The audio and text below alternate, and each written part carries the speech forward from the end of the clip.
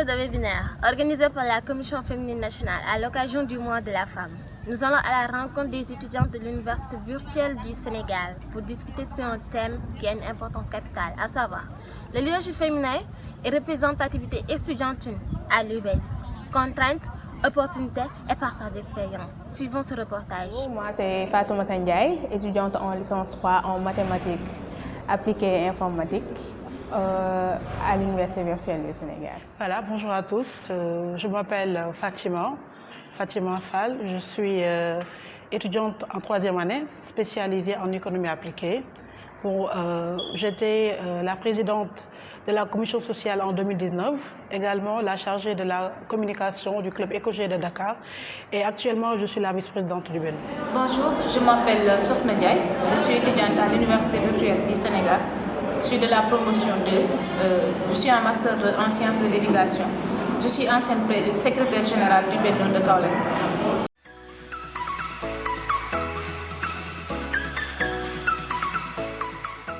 Donc, moi, j'avais pas participé aux élections parce que, vous le savez bien, l'Université Bikotan a ouvert ses portes en octobre 2019. Et là, il n'y avait que la promotion 6 et ceux qui étaient en master qui y étaient. Donc, moi, je faisais partie de la promotion 5 et je venais tout fraîchement de Keur-Massar. Donc, les étudiants en licence 1 et en master n'étaient pas éligibles pour être présidents. Donc, l'administration m'a proposé de prendre le relais le temps que les élections soient organisées. C'est comme ça que j'ai été nommée présidente. Voilà. C'est une chose quand même très normale parce qu'en voulant servir mon espace numérique ouvert, en voulant aussi aider ces étudiants, parce qu'il faudra toujours penser à ces derniers qui vont venir pour essayer d'éviter l'irréparable. Parce qu'en étant dans cette fonction, peut-être, je pouvais changer quelque chose. Et il y a ces critères qui étaient en moi, qui étaient la disponibilité, l'engagement, la volonté de servir les étudiants, mais également j'étais prête à tout faire pour que ces derniers puissent avoir ce qu'ils désiraient être dans de bonnes conditions. J'ai postulé comme candidate, parce que j'ai voulu défendre ce cause noble, comme je viens de le dire.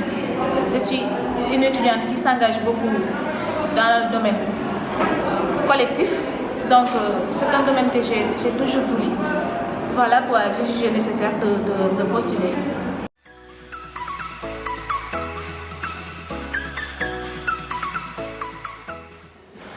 Bon, ça n'a pas été très difficile puisque je connaissais déjà certains étudiants qui faisaient partie du Bénin.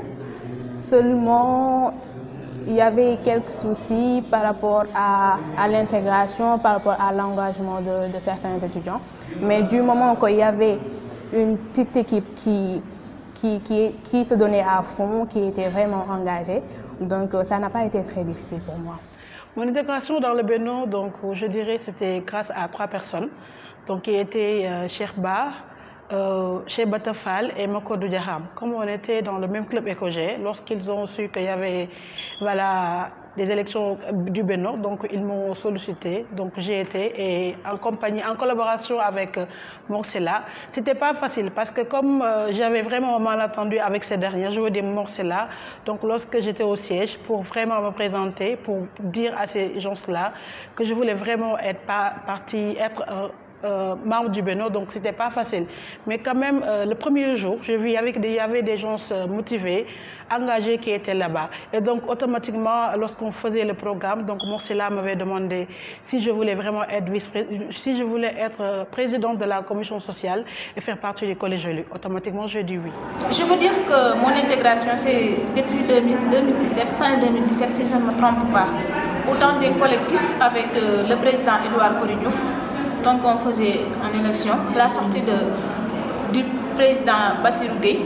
Donc avant d'être secrétaire générale du Bénin, j'étais la présidente de la section féminine du collectif pendant quelques mois. Et c'est par la suite que les Bénins sont venus.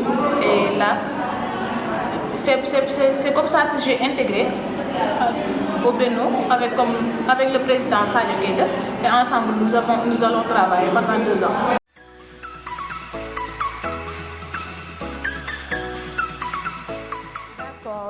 Je dirais qu'il n'y avait pas trop de difficultés, du moment qu'il y avait des étudiants qui me soutenaient vraiment, et il y avait aussi l'aide de l'administration, en particulier M.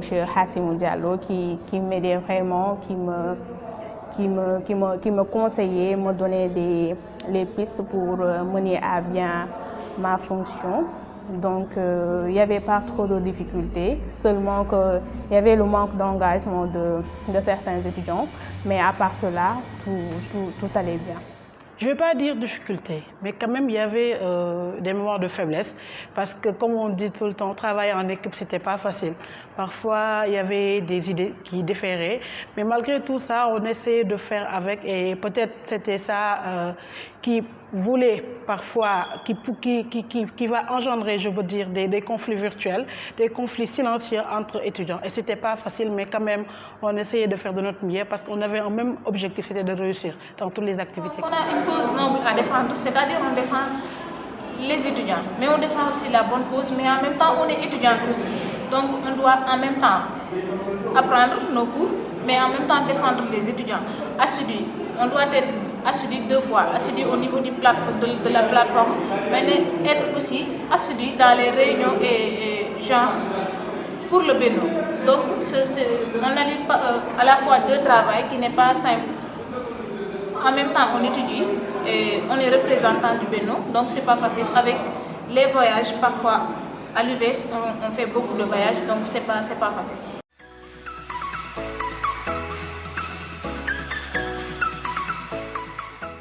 Les opportunités, je vais commencer dans le domaine de la communication, parce que peut-être grâce aux réunions, aux activités que je présentais, donc j'ai développé ma prise de parole en public, et actuellement je suis même animatrice au niveau de Seneweb. Donc je peux dire que c'est grâce au Bénin, c'est grâce également à la représentativité que j'ai au niveau de cet institut.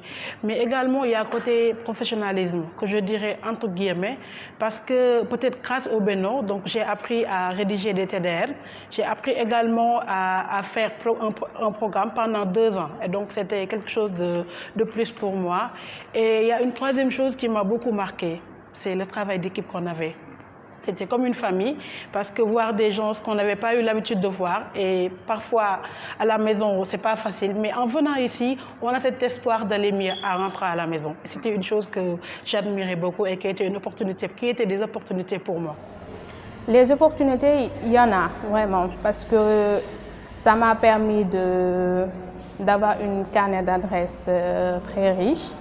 J'ai eu à côtoyer les responsables de l'UVS, à savoir le coordonnateur, l'adjoint du coordonnateur et certaines autorités de l'UVS et même de la commune de Sébikotane où j'habite. Donc, ça m'a ouvert des portes, franchement.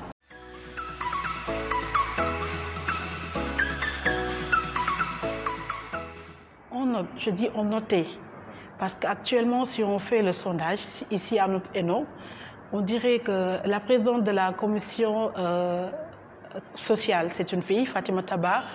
L'adjointe du trésorier, c'est une fille, Diara Sagne. Je dirais je suis la vice-présidente, et même l'adjointe du secrétaire, c'est une fille.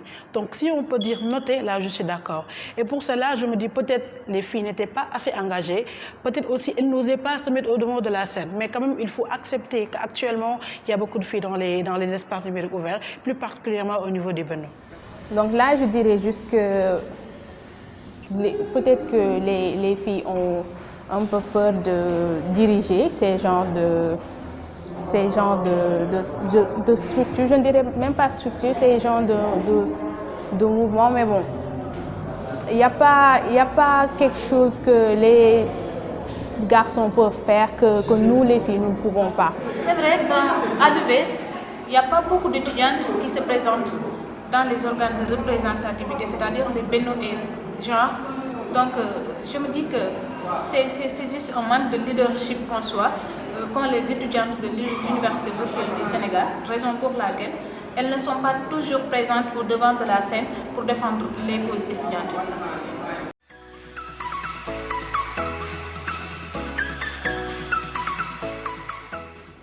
Je leur dirais de croire en elles, de se dire qu'il n'y a rien qu'elles ne puissent pas faire à la place des hommes, d'être engagées, surtout c'est très important, et de se dire qu'elles peuvent faire face à toutes sortes d'épreuves. Allez-y, il faut foncer parce que moi j'ai l'habitude de dire qu'il n'y a pas de distinction entre l'homme et la femme. Parce que tout ce que l'homme peut faire, la femme peut le faire sans problème. Et que aussi nous avons un don également que Dieu nous a donné. Donc cela peut-être nous amène à un niveau supérieur. Et aussi il faut savoir que les femmes font la différence. Donc comme on dit en anglais, women make difference. Donc nous sommes différents des autres. Donc si on veut vraiment faire quelque chose, on n'a pas besoin d'avoir un frein ou bien quelque chose qui va nous empêcher de le faire. Donc je veux dire à tous ces étudiants qui veulent vraiment embrasser le Bénin, donc allez-y et qu'il est temps quand même de montrer vos capacités et vos compétences sur ce domaine. Je conseille juste de croire en soi parce que aussi c'est pas facile d'être fille et en même temps de diriger un mouvement revendicatif, si je peux l'appeler comme ça. Donc c'est pas facile en tant que fille, parfois on a peur, mais c'est juste croire en soi et voilà quoi, ça va marcher.